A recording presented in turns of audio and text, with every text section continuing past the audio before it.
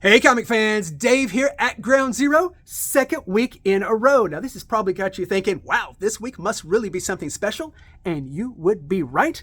Behind me, it is a virtual cornucopia of comic goodness with so many books to talk about. I'm here to tell you all about them.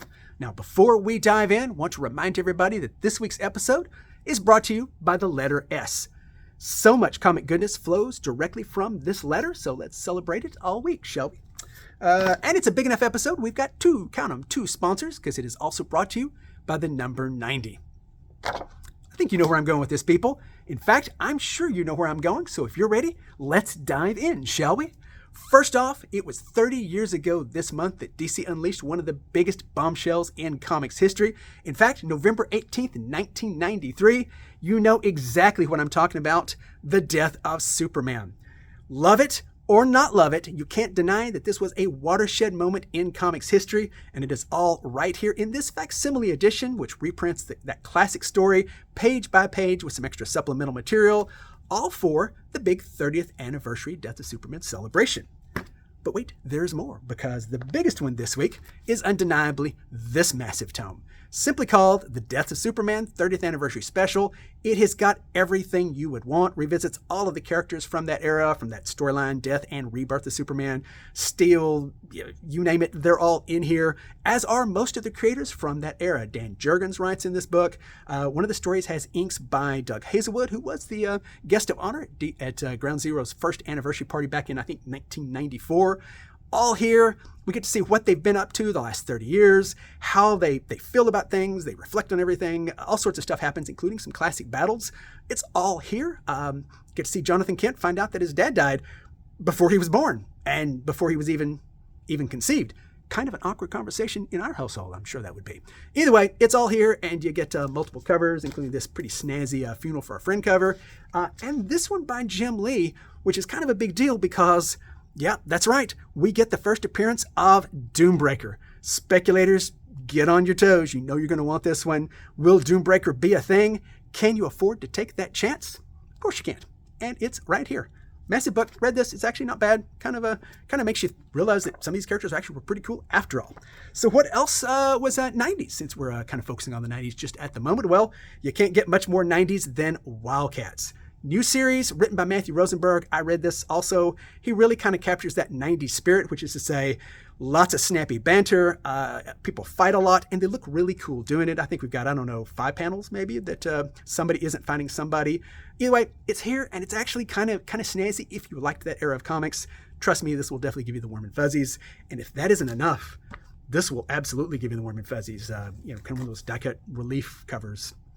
And shiny foil. You don't get much more 90s than that. You're probably thinking, Dave, that's about as much 90s as I think I can stand this week, but you would be wrong.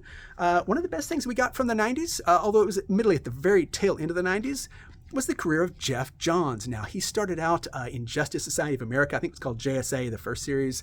Initially, it was written by James Robinson, who was kind of a star writer at the time, but it quickly morphed into being Geoff Johns' book. And as they say, the rest is history. Went on to revitalize so many characters for the DC Universe, but it all began with the Justice Society. He is returning to Justice Society, and we're getting the setup for that in this one-shot titled The New Golden Age. It's got all of the characters, get you up to speed. Now, trust me, if you haven't read Geoff Johns' run on Justice Society, I highly recommend it. If you have, start here. And if you haven't and you don't want to, this is designed to kind of catch you up to speed. It certainly will do that. Introduces some new characters, leaves you with some cliffhangers. Of course, it's going to do all of that kind of stuff, but it's all here and definitely worth picking up. And if that's not enough and you want more 90s stuff, check it out.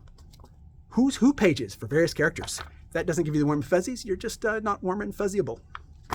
Let's see, what else do we got? Actually, also on the number 90, Robin debuted in 1940, and he was, by all the lore, at age 16. So what does that mean? Well, that means he is, do the math, people, 98 years old. So first off, we get the first appearance reprinted here in this also facsimile edition. So 90s are reborn. And if he is 98 years old, I think that's old enough that he can take on Batman. And so he does. He's been doing just that in Batman v. Robin. Batman versus Robin. It's here. It's been going. Everybody's been buying this anyway. I don't even really need to mention this book, people. That's a fact. Let's see. Also, Spider-Man, both the letter S and a tangential relation to the 90s, because what did we discover in the 90s? Spider-Man was amazing, but he was also adjectiveless, because that was Todd McFarlane's adjectiveless Spider-Man title. Now we get another adjectiveless Spider-Man title, this time by Dan Slott, who, from what I understand, is going to end the Spider-Verse. It started last month. I think this is the second issue. People have been buying this, so if you're looking for this book, it's here. S and 90, people. What else can we say about the 90s? Well, 1999, Phantom Menace was on the screens, as was The Matrix, two excellent, well-remembered movies. But what got the Grammy for Best Soundtrack that year? That would be Tarzan.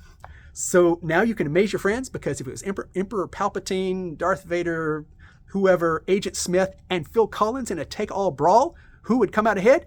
Obviously, Phil Collins. Now you know. You're welcome, people. So we get a new series, this time called Lord of the Jungle. Why is it called Lord of the Jungle? Tarzan's trademarked. One more thing specifically 90s that I will mention is a big thing that happened in the 90s, for those of you who were there, was art cards, these collectible trading cards with certain artists doing them. One of my favorite all-time artists did a series. First one's in 1993. Second one now, a couple of years later, whatever. That was Bernie Wrightson. Well, now they have collected all of those cards in this massive book, all full-size paintings. Fantastic work. Bernie Wrightson is absolutely one of my all-time favorites. If you're not into his work, you should be. And if you are, you will absolutely want to pick this up, and it's out this week. So there. Let's see, a couple more things on the letter S that I will talk about. First off, from Image Comics. We've got soldier stories. Now, this is a variety of stories, all told from the infantry, ground troops' point of view, but in a variety of settings. There's a science fiction story in here, a couple of other things, all different settings, different wars. All of these stories are written by veterans. So, called Soldier Stories, you might want to look out for that one. Also, we've got Spider-Man The Last Hunt. I really wanted to connect this to the 90s, but of course, Kraven's Last Hunt was done in the 80s. Okay, so it's not 90s, but it is S. So, Spider-Man The Last Hunt, or The Lost Hunt. Yeah, it's The Lost Hunt, because Last Hunt was the story in the 80s. But anyway, Lost Hunt, it's out here. Kind of a cool book. Definitely interesting. Not worth reading. Let's see, three more S books that I will mention. First off, Spawn, because that's both S and the 90s, and it's here. We also get Star Wars. Which one is this one? High Republic, another High Republic title for Star Wars. You can tell I didn't read this one, people, but it's here, up off the shelf, because it's S, and we're celebrating the letter S today, by golly. And then also Superman, Son of Kal-El. It's a good book that continues to truck along. So if you're waiting for the latest issue of this, it's here. I'm only going to mention two more things so that I don't go too terribly over time. I read several of the books that I've already talked about, but what were the two books that I really, really enjoyed? Well, first off, they've rebooted Fantastic Four yet again. But I enjoyed this one. I enjoyed this one more than I had the last couple, probably, of FF reboots, mostly because it's kind of a stripped down. They're not going for a big universe-ending, cosmic, angsty epic. Instead, this is a really cool story. The first issue only has one of the Fantastic Four in it. It is Ben and Alicia. I liked this. This is a great way to start a book. They got me intrigued. I'm hooked already. Even if it wasn't Fantastic Four, I would be hooked on this book. So I would definitely give this a try. And it's got a really cool Alex Ross cover. So Fantastic Four is out again, and it gets Dave's seal of approval. One more book that gets Dave's seal of approval, but it is a very different book. Traveling to Mars. Why does this get Dave's seal of approval? Mark Russell. You all know he is my current writer crush. This book is a little tricky. I mean, it's describable. We want to go to Mars, but we can't get there and get somebody back. So they find somebody that is terminally ill, put them in a rocket ship and send them to Mars. There's a reason behind all of this. But it's really, while that's an intriguing storyline, the star here is Mark Russell's writing and his way with words. Honestly, this reads like a short story. It reads like a great short story. I kept thinking of Kurt Vonnegut as I was reading this. Now, I don't want to compare Mark Russell to Kurt Vonnegut, because that's a pretty lofty comparison. But honestly, really askew, weird take on things, but all about the absurdity of being human. Mark Russell and Kurt Vonnegut share that. Kudos. It's excellent. If I'm not sold out of this book by the end of this week, I'm not doing a video next week. So there, you have it. Either way, it's really good. I love this book. You should love it too, and especially if you're looking for something different that's not on the beaten path with superheroes and Star Wars and all that kind of stuff. That's it. That's all I've got. But hey, it's 2 weeks in a row, people. 2 weeks. So it's like a streak. So it's a winning streak of some sort, or a streak at least. Nonetheless, we're going to leave you as we always leave you, folks, We love you. We hope you are staying safe. We hope you survived the midterms. We hope everybody else survived the midterms. Folks, take care. Visit your local comic shop. I guarantee you they need some love right now. And always, remember, it's not about having what you want. It's about wanting what you have. Take care, everyone.